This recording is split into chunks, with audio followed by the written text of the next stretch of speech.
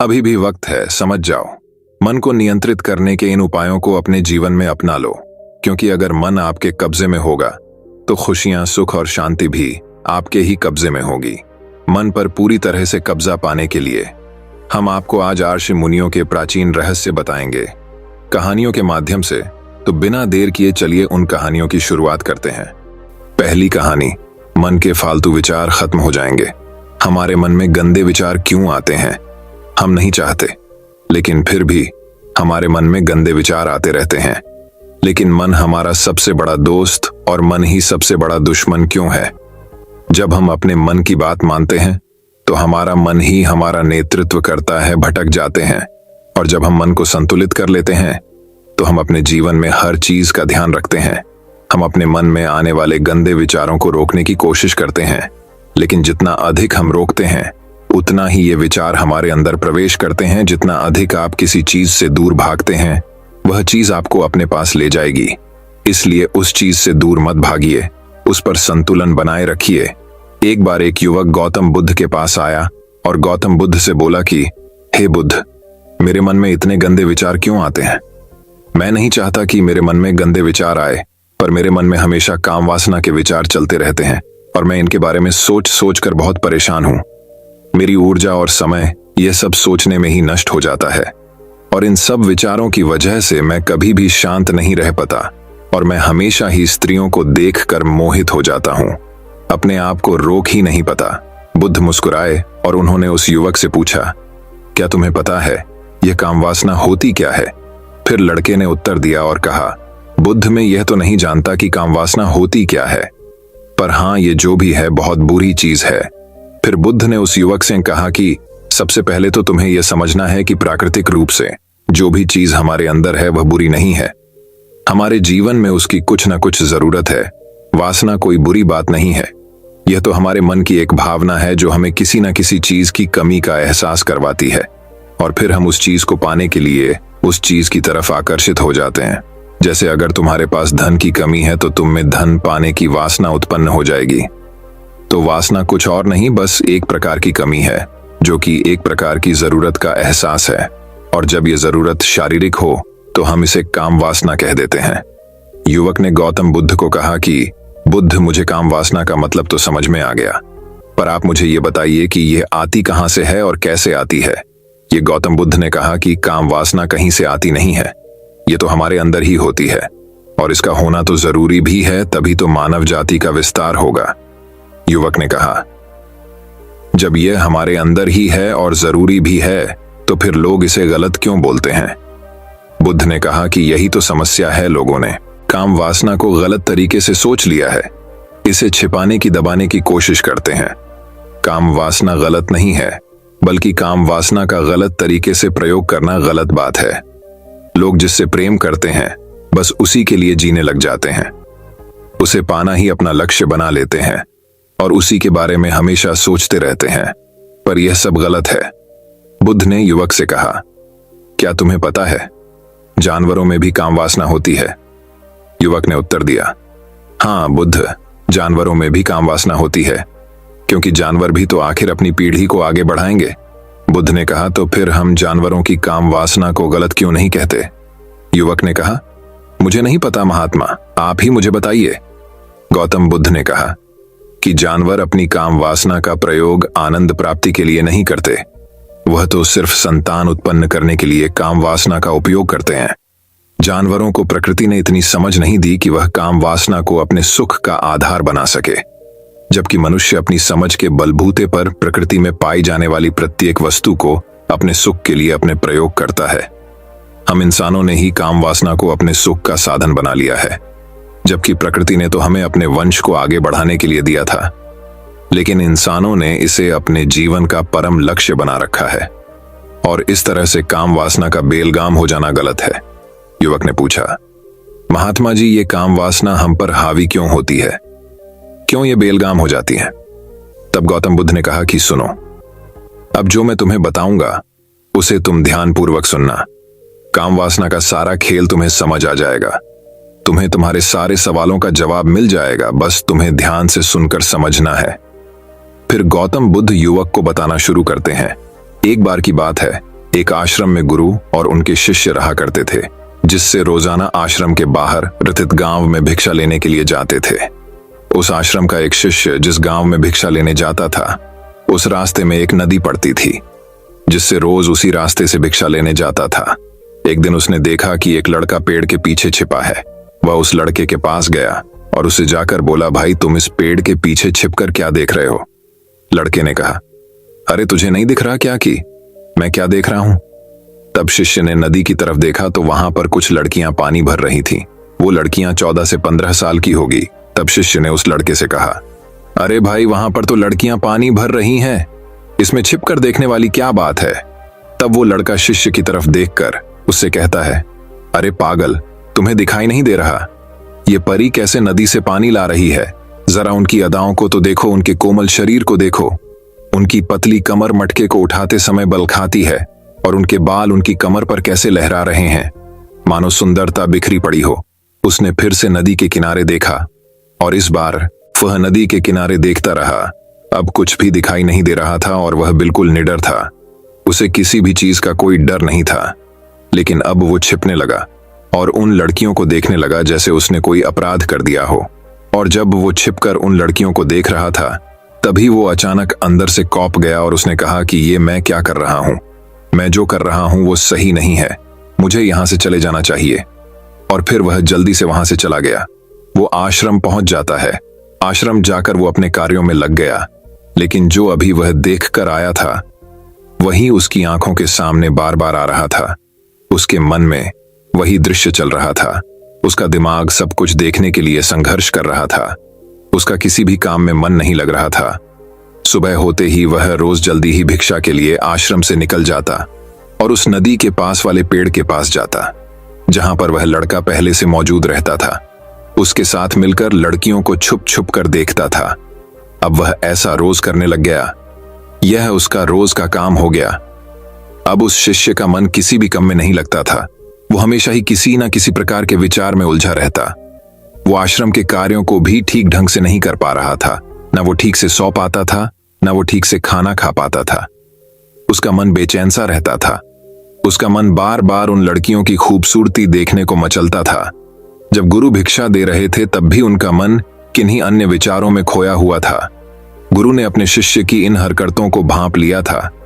फिर एक दिन गुरु ने शिष्य को अपने पास बुलाया और कहा कि आज से मैं भी तुम्हारे साथ भिक्षा मांगने चलूंगा।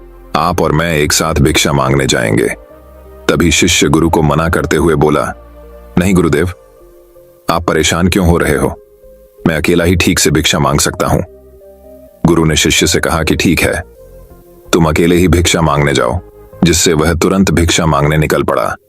सभी लोग उसे देखने के लिए उसके पीछे पीछे चलने लगे। थोड़ी दूर जाने पर गुरु ने देखा कि उनका शिष्य एक अपराधी की तरह एक लड़के के साथ पेड़ के पीछे छिपा हुआ है और छिपकर कुछ देख रहा है। गुरु भी अपने शिष्य के पीछे जाकर खड़े हो गए। उसका शिष्य क्या देख रहा है, जिसे देखने के लिए वह एक अपराधी की तरह पेड़ के पीछे छिपा हुआ है? गुरु ने देखा कि उसका शिष्य पेड़ के पीछे छिपकर नदी से पानी ले रही लड़कियों को देख रहा है। तब गुरु ने शिष्य से कहा, क्या देख रहे हो? अपने मालिक की आवाज सुनकर वह डर गया और उसके पसीने छूटने लगे। वह ऐसे कांपने लगा जैसे उसने किसी चोर को चोरी करते समय पकड़ लिया हो। उसी की हालत खराब हो गई। वो कुछ भी नहीं बल कर रहा था। दूसरा लड़का जो शिष्य के साथ था वह वहां से भाग गया। उसके मुंह से कुछ टूटे फूटे शब्द ही बाहर निकल रहे थे। वो अपने गुरु से नजर भी नहीं मिला पा रहा था। गुरु ने शिष्य की तरफ देखा और कहा कि मेरा शिष्य तो निर्भय था, उसे तो किसी भी चीज का डर नहीं था, लेकिन ये क्या, तुम तो भय के मारे कांप रहे हो। शिष्य ने गुरु से कहा कि मुझे माफ कर दो गुरुदेव, मेरा इसमें कोई दोष नहीं है। उस लड़के ने मुझे बहका दिया था, लेकिन आपसे मैं वादा करता हूं कि आज के बाद मैं ऐसा कभी दोबारा नहीं करूंगा। मुझे माफ कर दो गुरुदेव। गुरु ने शिष्य से कहा कि कोई बात नहीं, पर इस बात का तुम ध्यान रखना कि हम जैसी संगति करते हैं वैसा ही फल हमें प्राप्त होता है। हम जैसी संगति करते हैं उसके विचार हमारे अंदर प्रवेश करते हैं। इसीलिए अच्छी संगति करो जिससे तुम्हारे अंदर अच्छे विचारों का प्रवेश हो। फिर गुरु और शिष्य आश्रम लौट आए और फिर से शिष्य आश्रम के कार्यों पर ध्यान देने लगा। उसने उस रास्ते को छोड़ दिया और दूसरे रास्ते से जाने लगा। वो अपने काम को ध्यान से करता, लेकिन धीरे धीरे उसके अंदर क्रोध उत्पन्न हो गया और फिर वो दूसरे शिष्यों पर क्रोध करने लगा और बेचैन रहने लग गया। अब वो सही समय पर भोजन भी नहीं करता था, वो भोजन भी बहुत कम खाता था।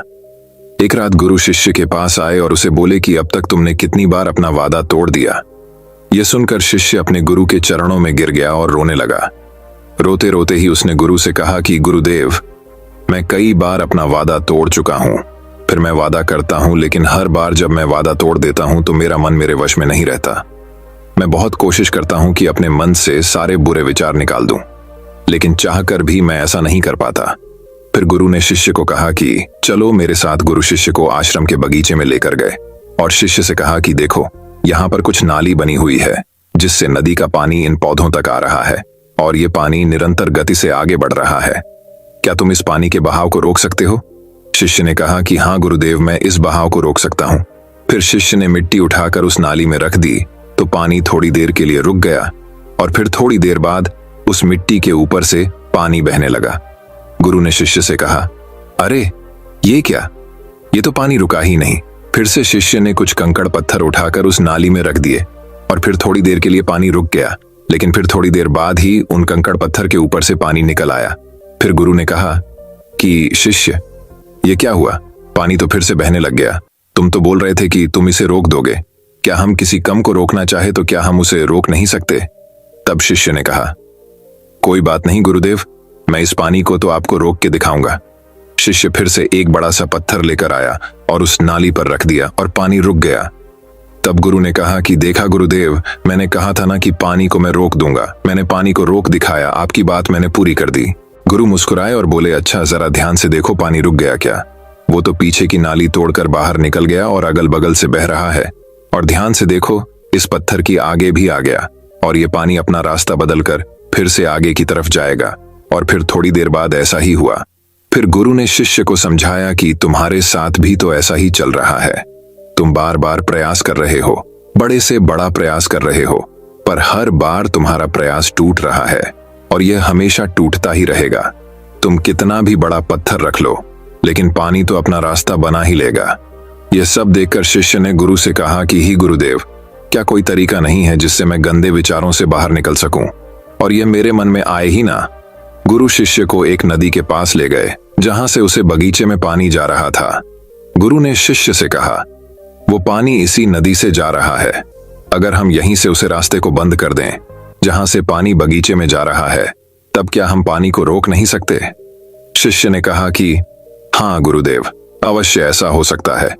मैं इस पानी को यहीं से बंद कर देता हूं, तब आगे की नाली में पानी जाएगा ही नहीं और फिर बगीचे में पानी जाएगा ही नहीं। फिर शिष्य नदी से जाने वाले रास्ते को बहुत मेहनत करके पत्थर और मिट्टी डालकर बंद कर दिया और गुरु से कहा कि गुरुदेव, मैंने पानी को बंद कर दिया है, अब यह पानी बगीचे में जाएगा ही नहीं। तब गुरु ने कहा, शिष्य से अगर पानी बगीचे में नहीं जाएगा तो पेड़ पौधों को पानी कहां से मिलेगा? उन पेड़ पौधों को तो पानी की आवश्यकता है और उन पेड़ पौधों में कुछ पेड़ पौधे तो ऐसे हैं जिनको रोज पानी की आवश्यकता है। वह तो मुरझाकर मर ही जाएंगे, उनका क्या होगा? पानी तो हमें खोलना ही होगा।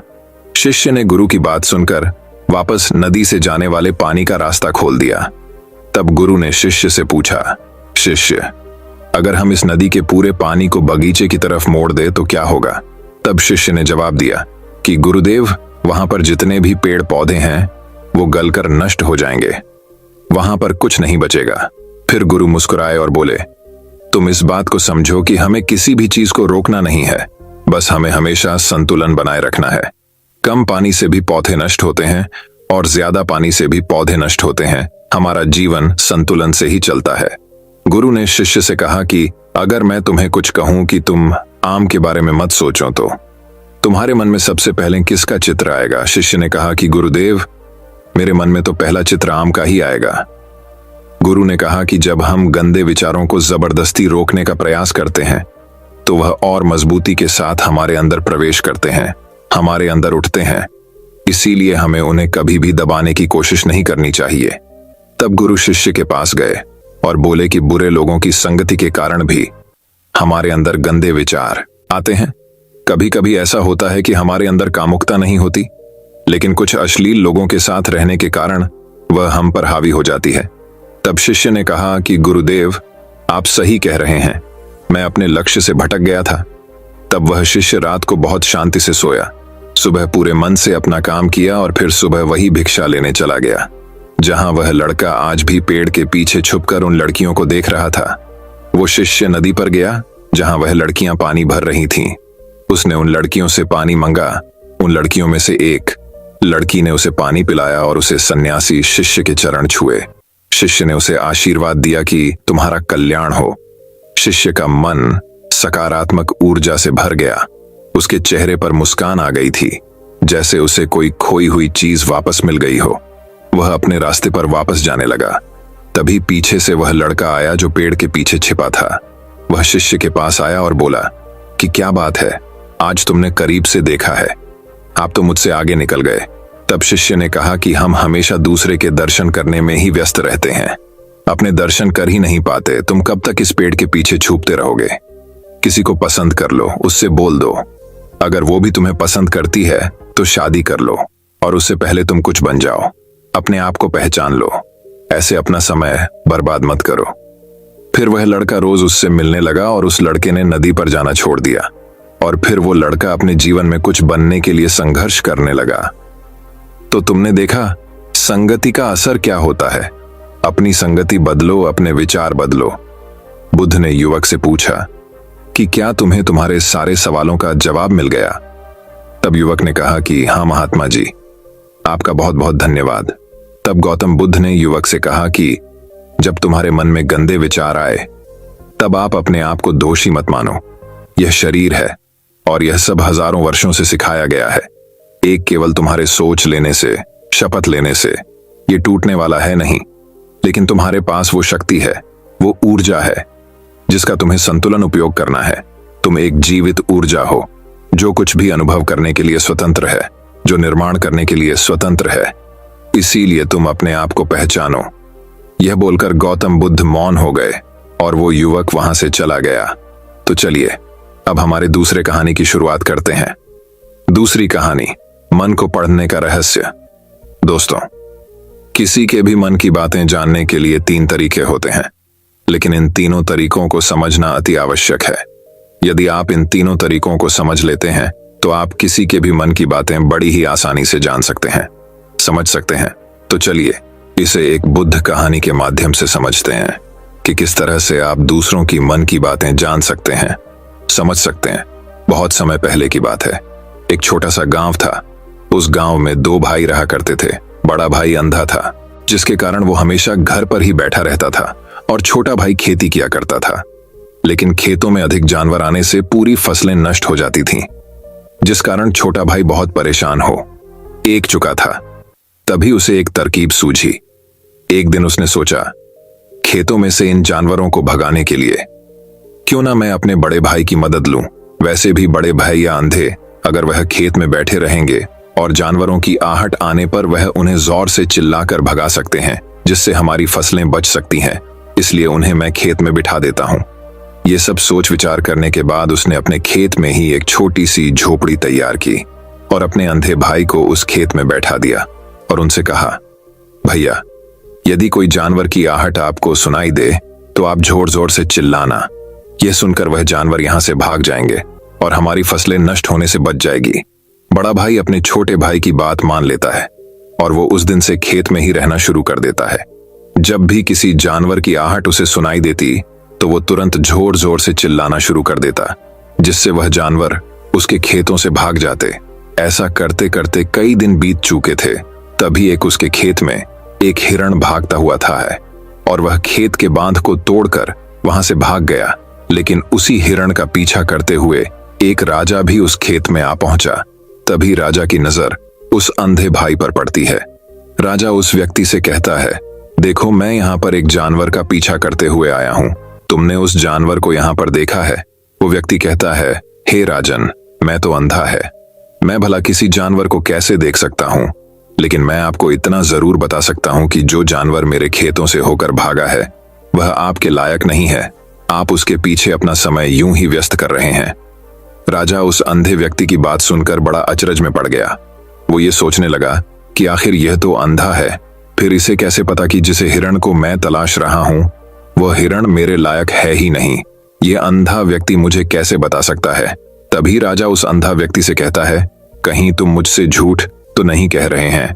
एक तरफ तुम ये कहते हो कि तुम अंधे हो और दूसरी तरफ तुम ये भी कह रहे हो कि जो जानवर यहां से भागा है वो मेरे लायक नहीं है।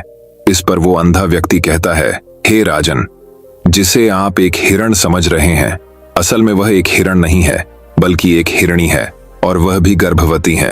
और जहां तक मुझे जाना है, मैंने कभी किसी राजा को किसी गर्भवती हिरणी का शिकार करते हुए नहीं सुना है, और इसी कारण मैं आपसे ये कह रहा हूं कि वो आपके लायक नहीं है। आप उसके पीछे अपना समय व्यर्थ ना करें। यह सुनकर राजा और भी अचरज में पड़ गया। वो ये सोचने लगा कि आखिर ये अंधा आदमी यह कैसे जान सकता है कि वो हिरणी है और गर्भवती है।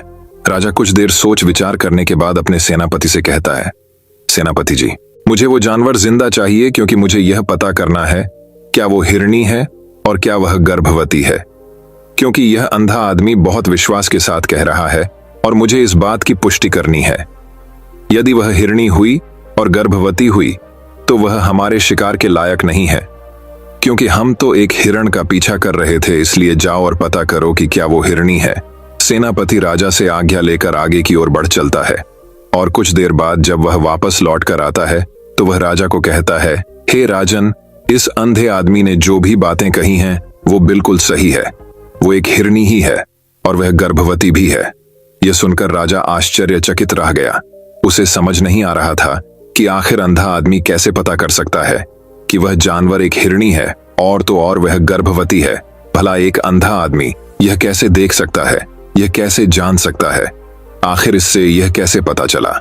ऐसे कई सारे प्रश्न अब राजा के मन में उमड़ने लगे। अब राजा ने यह ठान लिया था कि मुझे इस बात की तह तक पहुंचना ही है कि आखिर ये अंधा आदमी कैसे जानता है कि वह जानवर एक हिरणी है। ये सोचकर राजा उस अंधे आदमी के पास जाता है और उस अंधे आदमी से कहता है, देखो, मैं ये तो नहीं जानता कि तुम सचमुच अंधे हो या नहीं, लेकिन मैं तुमसे एक बात जानने आया हूं। क्या तुम मेरे प्रश्न सही सही जवाब दोगे? इस पर अंधा व्यक्ति कहता है, हे राजन, आप जो कुछ पूछना चाहते हैं मुझसे पूछ सकते हैं। मैं आपको बिल्कुल सच सच जवाब दूंगा। इस पर राजा कहता है, देखो, एक तो तुम कहते हो कि तुम अंधे हो और दूसरी तरफ तुमने ये बता दिया कि जिस जानवर का पीछा मैं कर रहा हूं वह एक हिरणी है और तो और वह गर्भवती भी है। आखिर तुम्हें यह कैसे पता चला? तुम्हारे खेत में और भी तो जानवर आते होंगे और भी तो जानवर यहां से गुजरते होंगे, फिर तुमने यह कैसे अंदाजा लगाया? तभी वह अंधा व्यक्ति राजा से कहता है, हे राजन, आप जिस हिरनी का पीछा कर रहे थे वही हिरनी जब मेरे खेत में आई, उसकी रफ्तार और उसके भागने की आहट से मुझे यह एहसास हो चुका था कि यह एक हिरनी है। और मेरे खेत की जो बांध है वह बहुत छोटी है, उसकी ऊंचाई ज्यादा नहीं है। यदि कोई हिरण होता तो उस बांध को बड़ी आसानी से लौंग जाता, लेकिन वह हिरनी इस बांध को तोड़कर भागी है। और यदि वह इस बांध को छलांग लगाकर पार करने का प्रयास करती तो इससे उसके बच्चे को खतरा होता। और इसी बात से मैंने यह पता लगा लिया कि वह गर्भवती है। इस कारण वह ज्यादा ऊंची छलांग लगाकर मेरे खेत की बांध को तोड़ते हुए भाग गए। इस पर राजा के मन में एक और प्रश्न उठा। राजा ने कहा, किंतु तुम्हें कैसे पता चला कि वह एक हिरनी ही है? और भी तो कोई जानवर यहां पर आ सकते हैं। इस पर वह अंधा व्यक्ति कहता है, हे राजन, मैं पूरा दिन सुबह शाम यहीं पर बैठा रहता हूं और मेरी सुनने की शक्ति बेहद तेज है। मैं ये बाप जाता हूं कि कौन सा जानवर मेरे खेत में आया है और उसी के आधार पर मैं जोर जोर से चिल्लाता हूं ताकि वो मेरे खेत से भाग जाए और मेरे खेत की फसलों को नष्ट ना कर पाए। राजा उस अंधे आदमी का यह जवाब सुनकर पूरी तरह से संतुष्ट हो चुका था। वह मन ही मन यह सोच रहा था कि आदमी भले ही अंधा हो, लेकिन यह तो बड़ा ज्ञानी मालूम पड़ता है। इस आदमी से कुछ ना कुछ तो काम निकलवाना ही चाहिए। यह विचार लिए हुए राजा वहां से वापस अपने महल की ओर लौट जाता है। राजमहल पहुंचते ही राजा उस अंधे व्यक्ति से कहता है, आप तो बड़े ज्ञानी व्यक्ति हैं, आपको किसी भी बात का पता बड़ी आसानी से चल जाता है। आज मैंने आपको यहाँ पर इसलिए बुलाया है क्योंकि मैं आपसे ये जानना चाहता हूँ कि मेरी पत्नी पतिव्रता है या नहीं। इस पर वो अंधा व्यक्ति कहता है, हे राजन, ये कैसा प्रश्न हुआ? इस पर राजा कहता है, मैंने आपसे बिल्कुल उचित प्रश्न किया है, मुझे इस उत्तर दीजिए। इस पर वो अंधा व्यक्ति कहता है, हे राजन, ये सारी बातें जाने दीजिए। आपकी शादी को इतने साल बीत हो चुकी है और अब आप ये बात क्यों जानना चाहते हैं? आपके मन में ऐसे प्रश्न क्यों उठ रहे हैं? इस पर राजा जिद करते हुए कहता है, देखिए, आपको मुझे इस प्रश्न का उत्तर तो देना ही होगा। यदि आप मुझे इस प्रश्न का उत्तर नहीं देंगे तो मैं आपको मृत्यु दंड दे दूंगा। राजा के मुख से यह बात सुनकर वह व्यक्ति कहता है, हे राजन, यदि आप इस प्रश्न का उत्तर चाहते हैं तो उसके लिए आपको मेरा एक काम करना होगा। राजा कहता है, बोलो, मुझे क्या काम करना होगा? इस पर व्यक्ति कहता है, इसके लिए आपकी पत्नी को मेरे साथ कमरे में अकेले छोड़ना होगा। उस अंधे व्यक्ति की यह बात सुनकर राजा पहले तो क्रोधित हो जाता है, लेकिन फिर कुछ सोच विचार करने के बाद वह उस व्यक्ति की बात मान लेता है और अपने सेनापति को आदेश देता है, सेनापति जी, इस व्यक्ति को और मेरी पत्नी को एक कमरे में कुछ देर के लिए अकेला छोड़ दें। सेनापति बिल्कुल वैसा ही करता है। अब राजा की पत्नी और अंधा आदमी एक कमरे में बंद हो चुके होते हैं। तभी वो अंधा आदमी राजा की पत्नी से कहता है, मुझे आपको छूना है। इस बात पर रानी अत्यधिक क्रोधित हो जाती है और उस अंधे आदमी को वो पकड़ पकड़ कर पीटने लगती है, कभी हाथों से तो कभी लातों से तो कभी पटक पटक कर। इस तरह से उन्होंने उस अंधे आदमी की खूब पिटाई की। उसके बाद किसी तरह से वह अंधा आदमी अपनी जान बचाकर वहां से भाग निकलता है और वह राजा के पास पहुंचता है और वह राजा से कहता है, हे राजन, आपकी पत्नी पतिव्रता नहीं है। यह बात सुनकर राजा अत्यधिक क्रोधित हो उठता है और राजा अपनी तलवार निकालकर सीधा अपनी पत्नी की ओर जाता है और क्रोधित होकर वह अपनी रानी से कहता है, रानी जी, आज मैं जो भी सवाल आपसे करने वाला हो उसका मुझे सच सच जवाब दीजिएगा, और यदि आपने एक शब्द भी झूठ कहा तो मैं आपका अभी के अभी सर धड़ से अलग कर दूंगा, तभी आगे बढ़े। राजा कहता है, मुझे बताइए, क्या आप पतिव्रता हैं या नहीं? इस पर रानी कहती हैं, हे राजनु, आप भले ही मुझे जान से मरवा दीजिए, लेकिन मैं पतिव्रता नहीं हूं राजा। यह बात सुनकर बेहद खुश हुआ, क्योंकि उस अंधे आदमी ने जो भी कहा था वह बिल्कुल सच था।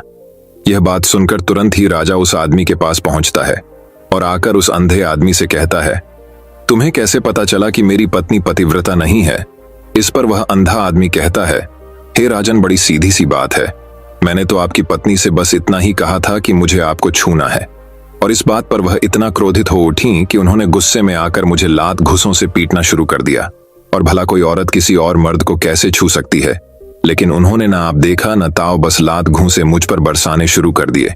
वह भी तो एक छूना ही हुआ, और एक पतिव्रता नारी कभी भी पराये मर्द को नहीं छूती। जब मैंने उसे छूने के लिए कहा था तो वह उस वक्त मुझे मना कर सकती थी, लेकिन उन्होंने तो मुझे पीटना शुरू कर दिया और देखते ही देखते उन्होंने मेरे पूरे शरीर को छू लिया। अब आप ही बताइए, ऐसी स्त्री भला पतिव्रता कैसे हो सकती है? इस पर राजा कहता है, तुम तो बड़े ज्ञानी मालूम पड़ते हो। अच्छा ठीक है, चलो तुम मेरे एक प्रश्न और जवाब दो। यदि तुमने मुझे इस प्रश्न का सही सही जवाब दे दिया तो मैं तुम्हें यहों से जाने दूंगा। आगे राजा उस अंधे आदमी से कहता है कि तुम मुझे यह बताओ, क्या मैं सच में अपने पिताजी का ही बेटा हूं या फिर किसी और का? इस पर वह अंधा भी कहता है, हे राजन, इस बात से आपका क्या लेना देना? आप किसी की भी औलाद हो, आखिर आप हैं तो इस राज्य के राजा, इसलिए इस प्रश्न को जाने दीजिए। लेकिन राजा कहता है, नहीं नहीं, मुझे इस प्रश्न का सही सही जवाब चाहिए, अन्यथा यह प्रश्न मुझे हमेशा परेशान करता रहेगा। इसलिए मैं इसका सही सही जवाब जानना चाहता। यदि तुम इसका सही सही जवाब दे देते हो तो तुम यहां से जा सकते हो, मैं तुम्हें नहीं रोकूंगा। इस पर वह अंधा आदमी कहता है, हे राजन, इसके लिए तो मुझे आपके मां के पास भी जाने की कोई आवश्यकता नहीं है। मैं आपको अभी अभी यह बता सकता हूं कि आप किसकी औलाद हैं, लेकिन उससे पहले मैं चाहता हूं कि आप मुझसे एक वादा करें कि आप मुझ पर क्रोध नहीं करेंगे। राजन ने कहा, मैं तुमसे वादा करता हूं, मैं तुम पर क्रोध नहीं करेगा। इसके बाद वह अंधा आदमी राजा से कहता है राजन, आप हैं तो अपने ही पिता के पुत्र, लेकिन आप पर एक कंजूस सेठ की छाया पड़ी हुई है। यह सुन राजा बहुत क्रोधित हो उठा और वह तुरंत तलवार निकालकर अपनी मां के पास जा पहुंचा। वह वहां पर पहुंचने के बाद अपनी मां से कहता है, मां, मुझे सच सच बताइए, क्या मैं अपने ही पिता का पुत्र हूं या नहीं? यदि आपने मुझे सही सही नहीं बताया तो वह यहीं पर अपने प्राण त्याग दूंगा। मुझे बताओ, क्या सच है? इस पर उस राजा की मां कहती, बेटा, तू है तो अपने ही पिता का पुत्र, लेकिन तुम्हारे ऊपर एक कंजूस सेठ की छाया पड़ी हुई है। जब मैं एक बार नहाने के बाद अपना मुंह आईने में देख रही थी, तभी उस कांच के पीछे मुझे एक कंजूस सेठ नजर आता है। और उसी की छाया तुम पर पड़ चुकी है। वे सुन राजा बहुत खुश हो जाता है और वह तुरंत दौड़ा दौड़ा वापस उस अंधे आदमी के पास पहुंचता है और उस अंधे आदमी से कहता है, तुम्हें यह कैसे पता चला कि मुझ पर एक कंजूस सेठ की छाया पड़ी हुई है? इस पर वह आदमी कहता है, हे राजन, आपने मुझसे कई सारे सवाल पूछे जिनका जवाब मैंने आपको सही सही दिया है। यदि कोई और राजा होता तो मुझे इसके बदले में ढेरों सारे इनाम मिल चुके होते, लेकिन अब तक आपने एक फूटी कौड़ी तक नहीं दी है। इस बात से ही मैंने अंदाजा लगा लिया था कि आप बहुत कंजूस हो।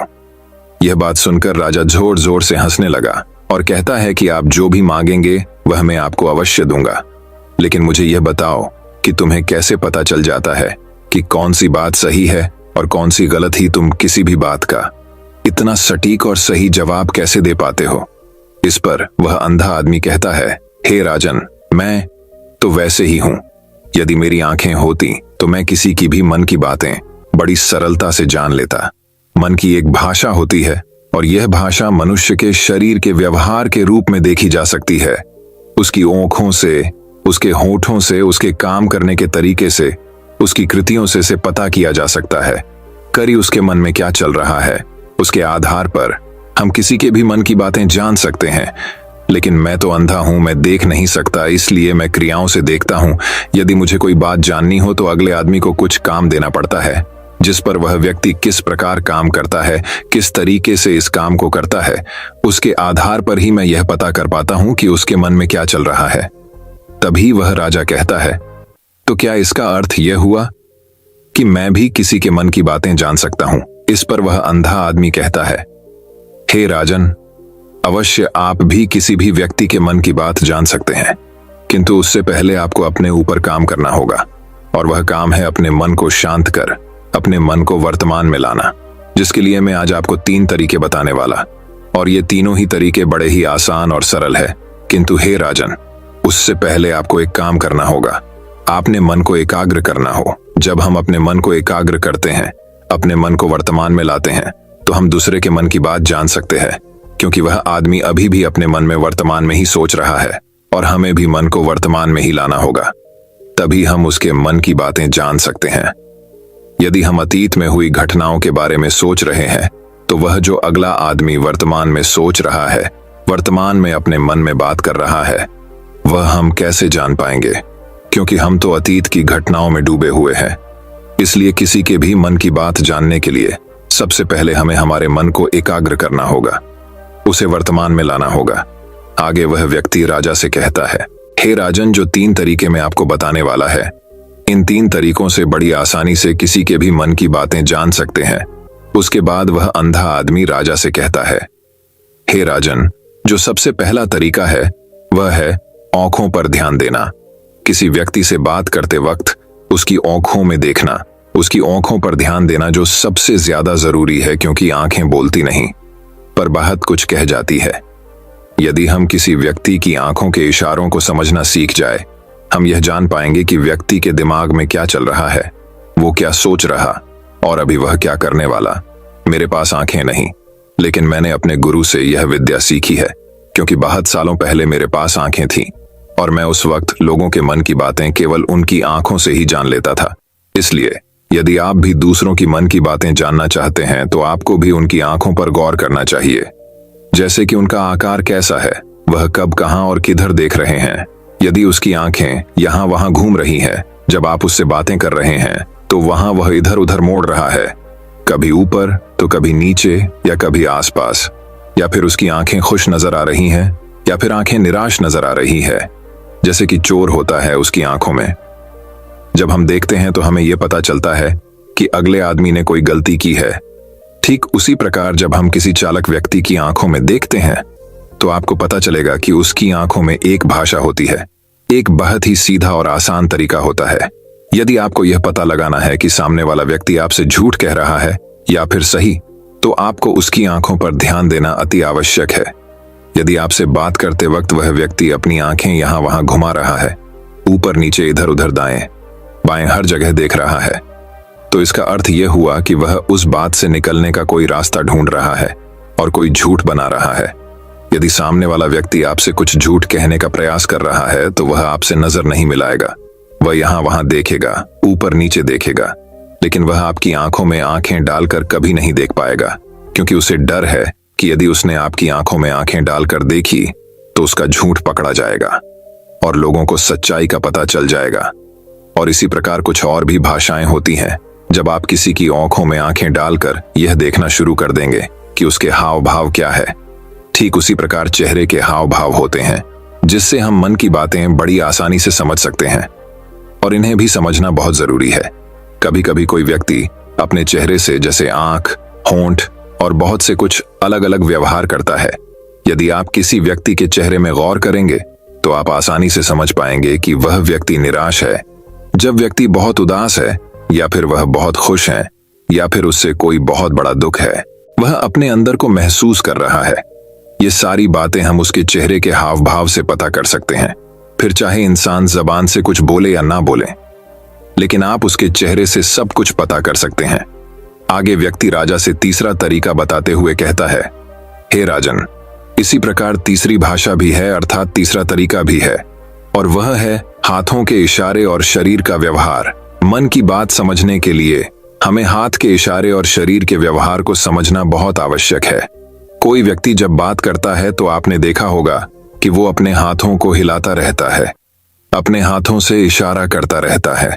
बातों के साथ साथ अपना शरीर का जो व्यवहार है, अर्थात बॉडी लैंग्वेज, उसका भी पूरा उपयोग करता है, जिससे हमें यह पता चल पाता है कि वह व्यक्ति हमारी बातों पर कितना ध्यान दे रहा है और उसके मन में क्या चल रहा है। शरीर के व्यवहार को देखने के लिए उसके हाथ मटकाने, शरीर मटकाने और चेहरे पर बार बार हाथ लाल, हाथों का एक दूसरे से मसलना, ऐसी बेहद सी क्रियाएं होती हैं। उस पर हमें ध्यान देना अति आवश्यक। मन की बात को समझने के लिए हमें शरीर के व्यवहार को भी समझना पड़ता है। यदि हम इन तीन तरीकों को सही तरीके से ध्यान देकर इन तीन तरीकों को अच्छे से समझ लेते हैं तो हम बहुत जल्दी किसी भी व्यक्ति के मन की बातें बड़ी सरलता और सहजता से जान सकते हैं। इसलिए यदि आपको किसी के मन की बातें जानी है तो आपको उसकी आंखों पर, उसके चेहरे पर, उसके शरीर के हाव भाव को और उसके हाथों को ध्यानपूर्वक देखना और समझना होगा, जिससे आप यह समझ पाएंगे ये आखिरकार उसके मन में क्या चल रहा है और वह क्या सोच रहा है। लेकिन उनसे पहले आपको अपने मन को एकाग्र करना होगा, शांत करना होगा और अपने मन को वर्तमान में लाना होगा। तभी आप उस व्यक्ति की इन सभी क्रियाओं पर ध्यान दे पाएंगे, उन्हें समझ पाएंगे। अन्यथा आप यदि अतीत की घटनाओं में व्यस्त हैं, भविष्य की योजनाओं में व्यस्त हैं, तो आप उस व्यक्ति के हाव भाव पर कभी ध्यान ही नहीं पाएंगे और ना ही आप कभी यह समझ पाएंगे कि आखिर उस व्यक्ति के मन में क्या चल रहा है, वह क्या सोच रहा है। आपने देखा होगा कि ऐसे कई बड़े संत महात्मा हैं जो बड़ी ही शांति से आपको देखते हैं और आपको देखकर ही यह बता देते हैं कि आपके मन में क्या चल रहा है, आप उनसे क्या जानने आए हैं। और इसका सबसे बड़ा प्रमुख कारण यही है कि वह आपको पढ़ सकते हैं, आपको समझ सकते हैं, आपकी मन की बातें जान सकते हैं, क्योंकि उनका मन एकाग्र है, शांत है, और यही कारण है कि वह आपके मन की बातें बड़ी सरलता से समझ जाते हैं। तो दोस्तों, उम्मीद करता हूं आपको इस कहानी से एक अच्छी सीख मिली होगी। ये कहानी आपको कैसी लगी हमें कमेंट बॉक्स में कमेंट करके जरूर बताएं और इस कहानी को अपने दोस्तों के साथ जरूर शेयर करें। तो दोस्तों, अब चलिए हमारे तीसरी कहानी की शुरुआत करते हैं। तीसरी कहानी, दोस्तों, एक बार की बात है। एक रात राजा चंद्रसेन ने सपने में एक बहुत ही सुंदर महल देखा जो अधर में लटक रहा था। उसके अंदर के कमरे रंग बिरंगे पत्थर से बने थे। उसमें रोशनी के लिए दीपक या मशालों की जरूरत नहीं थी। बस जब मन में सोचा, अपने आप प्रकाश हो जाता था, और जब चाहे अंधेरा। उस महल में सुख और ऐश्वर्य के अनोखे सामान भी मौजूद थे। धरती से महल में पहुंचने के लिए बस इच्छा करना ही आवश्यक था। आंखें बंद करो और महल के अंदर। दूसरे दिन राजा ने अपने राज्य में घोषणा करवा दी कि जो भी ऐसा महल राजा को बनाकर देगा उसे 1 लाख स्वर्ण मुद्राओं का पुरस्कार दिया जाएगा। सारे राज्य में राजा के सपने की चर्चा होने लगी। सभी सोचते कि राजा चंद्रसेन को न जाने क्या हो गया है, कभी सपने भी सच होते हैं। पर राजा से यह बात कौन कहे। राजा ने अपने राज्य के सभी कारीगरों को बुलवाया। सबको उन्होंने अपना सपना सुना दिया। कुशल व अनुभवी कारीगरों ने राजा को बहुत समझाया कि महाराज, ये तो कल्पना की बातें हैं, इस तरह का महल नहीं बनाया जा सकता। लेकिन राजा के सिर पर तो वह सपना भूत की तरह सवार था। कुछ धूर्तों ने इस बात का लाभ उठाया। उन्होंने राजा से इस तरह का महल बना देने का वादा करके काफी धन लूटा। इधर सभी मंत्री बेहद परेशान थे। राजा को समझाना कोई आसान काम नहीं था। अगर उनके मुंह पर सीधे सीधे कहा जाता कि वह बेकार के सपने में उलझे हैं तो महाराज के क्रोधित हो जाने का भय था। मंत्रियों ने आपस में सलाह की। अंत में फैसला किया गया कि इस समस्या को माधव के सिवा और कोई नहीं सुलझा सकता। माधव कुछ दिनों की छुट्टी लेकर नगर से बाहर कहीं चला गया। एक दिन एक बूढ़ा व्यक्ति राजा चंद्रसेन के दरबार में रोता चिल्लाता हुआ आ पहुंचा। राजा ने उसे सांत्वना देते हुए कहा, तुम्हें क्या कष्ट है? चिंता की कोई बात नहीं। अब तुम राजा चंद्रसेन के दरबार में हो। तुम्हारे साथ पूरा न्याय किया जाएगा। मैं लुट गया महाराज। आपने मेरे सारे जीवन की कमाई हड़प ली। मेरे छोटे छोटे बच्चे हैं महाराज। आप ही बताइए मैं कैसे उनका पेट भरूं? वह व्यक्ति बोला, क्या हमारे किसी कर्मचारी ने तुम पर अत्याचार किया है? हमें उसका नाम बताओ। राजा ने क्रोध में कहा, नहीं महाराज, मैं झूठ ही किसी कर्मचारी को क्यों बदनाम करूं? बूढ़ा बोला, तो फिर साफ क्यों नहीं कहते? यह सब क्या गोलमाल है? जल्दी बताओ, तुम चाहते क्या हो? महाराज, अभयदान पाऊं तो कहूं। हम तुम्हें अभयदान देते हैं। राजा ने विश्वास दिलाया, महाराज, कल रात मैंने सपने में देखा कि आप स्वयं अपने कई मंत्रियों और कर्मचारियों के साथ मेरे घर पधारे और मेरा संदूक उठवाकर आपने अपने खजाने में रखवा दिया। उस संदूक में मेरे सारे जीवन की कमाई थी, 5000 स्वर्ण मुद्राएं। उस बूढ़े व्यक्ति ने सिर झुकाकर कहा, विचित्र मूर्ख हो तुम, कहीं सपने भी सच हुआ करते हैं? राजा ने क्रोधित होते हुए कहा, ठीक कहा आपने महाराज, सपने सच नहीं हुआ करते। सपना चाहे अधर में लटके अनोखे महल का ही क्यों न हो, और चाहे उसे महाराज ने ही क्यों न देखा हो, सच नहीं हो सकता। राजा चंद्रसेन हैरान होकर उस बूढ़े की ओर देख रहे थे। देखते ही देखते उस बूढ़े ने अपनी नकली दाढ़ी, मूंछ और पगड़ी उतार दी। राजा के सामने बूढ़े के स्थान पर माधव खड़ा था। इससे पहले कि राजा क्रोध में कुछ कहते, माधव ने कहा, महाराज, आप मुझे अभयदान दे चुके हैं। महाराज हंस पड़े। दोस्तों, इस कहानी से हमें यह सीख मिलती है कि हमें अपने मन के गलत विचारों पर अपना लक्ष्य केंद्रित नहीं करना चाहिए और ज्यादा पाने की लालच नहीं करनी चाहिए। तो दोस्तों, अब चलिए हमारे चौथे कहानी की शुरुआत करते हैं। चौथी कहानी। अब एक और कहानी की शुरुआत कुछ इस प्रकार होती है। एक बार राजा चंद्रसेन ने अपने 11 मंत्री को राज्य में अनेक कुएं बनाने का आदेश दिया। गर्मियों पास आ रही थीं, इसलिए राजा चाहते थे कि कुएं शीघ्र तैयार हो जाएं, ताकि लोगों को गर्मियों में थोड़ी राहत मिल सके। GRR मंत्री ने इस कार्य के लिए शाही कोष से बहुत सा धन लिया। शीघ्र ही राजा के आदेशानुसार नगर में अनेक कुएं तैयार हो गए। इसके बाद एक दिन राजा ने नगर भ्रमण किया और कुछ कुओं का स्वयं निरीक्षण किया। अपने आदेश को पूरा होते देख वह संतुष्ट हो गए। गर्मियों में एक दिन नगर के बाहर से कुछ गांव वाले माधव के पास पहुंचे। वे सभी 11 मंत्री के विरुद्ध शिकायत लेकर आए थे। माधव ने उनकी शिकायत सुनी और उन्हें न्याय प्राप्त करने का रास्ता बताया। माधव अगले दिन राजा से मिले और बोले, महाराज, मुझे विजयनगर में कुछ चोरों के होने की सूचना मिली है। वे हमारे कुएं चुरा रहे हैं। इस पर राजा बोले, क्या बात करते हो माधव? कोई चोर कुएं को कैसे चुरा सकता है? महाराज, यह बात आश्चर्यजनक जरूर है, परंतु सच है, वे चोर अब तक कई कुएं चुरा चुके हैं। माधव ने बहुत ही भोलेपन से कहा। उसकी बात को सुनकर दरबार में उपस्थित सभी दरबारी हंसने लगे। महाराज ने कहा, माधव, तुम्हारी तबीयत तो ठीक है, आज कैसी बहकी बहकी बातें कर रहे हो? तुम्हारी बातों पर कोई भी व्यक्ति विश्वास नहीं कर सकता। महाराज, मैं जानता था कि आप मेरी बात पर विश्वास नहीं करेंगे, इसलिए मैं कुछ गांव वालों को साथ साथ लाया हूं। वे सभी बाहर खड़े हैं। यदि आपको मुझ पर विश्वास नहीं है तो आप उन्हें दरबार में बुलाकर पूछ लीजिए, वह आपको सारी बात विस्तार पूर्वक बता देंगे। राजा ने बाहर खड़े गांव वालों को दरबार में बुलवाया। एक गांव वाला बोला, महाराज, 11 मंत्री द्वारा बनाए गए सभी कुएं समाप्त हो गए हैं, आप स्वयं देख सकते हैं। राजा ने उनकी बात मान ली और 11 मंत्री माधव कुछ दरबारियों तथा गांव वालों के साथ कुओं का निरीक्षण करने के लिए चल दिए। पूरे नगर का निरीक्षण करने के पश्चात उन्होंने पाया कि राजधानी के आसपास के अन्य स्थानों तथा गांवों में कोई कुआं नहीं है। राजा को यह पता लगते देख 11 मंत्री घबरा गया। वास्तव में उसने कुछ कुओं को ही बनाने का आदेश दिया था। बचा हुआ धन उसने अपनी सुख सुविधाओं पर व्यय कर दिया। अब तक राजा भी माधव की बात का अर्थ समझ चुके थे। वे 11 मंत्री पर क्रोधित होने लगे। तभी माधव बीच में बोल पड़ा, महाराज, इसमें इनका कोई दोष नहीं है। वास्तव में वे जादुई कुएं थे जो बनने के कुछ दिन बाद ही हवा में समाप्त हो गए। अपनी बात समाप्त कर माधव गारारह मंत्री की ओर देखने लगा। गारारह मंत्री ने अपना सिर शर्म से झुका लिया। राजा ने गारारह मंत्री को बहुत डांटा तथा उसे 100 और कुएं बनवाने का आदेश दिया। दोस्तों, इस कहानी से हमें यह सीख मिलती है कि हमें अपने जीवन में लालच नहीं करना चाहिए। लालच इंसान को डूबा देता है। लालच में किए गए कार्य का अंजाम बुरा ही होता है। दोस्तों, मैं उम्मीद करता हूं कि यह कहानी सुनने से आपके जीवन में अच्छे बदलाव आए होंगे। आपको इस वीडियो से क्या सीखने मिला, ये कमेंट करके जरूर बताएं और अपने परिवार, दोस्तों या आपके करीबी इंसान के साथ ये कहानी शेयर करके उन्हें भी इस ज्ञान से परिचित करवाएं। बाकी अगर आपको यह वीडियो दिल से अच्छी लगी हो तभी इस वीडियो को लाइक कर देना और आपने अब तक इस चैनल को सब्सक्राइब न किया हो तो चैनल को सब्सक्राइब भी जरूर कर देना। आपका हर दिन शुभ हो और खुशियों से आपका जीवन भरा रहे। धन्यवाद। नमो बुद्धाय।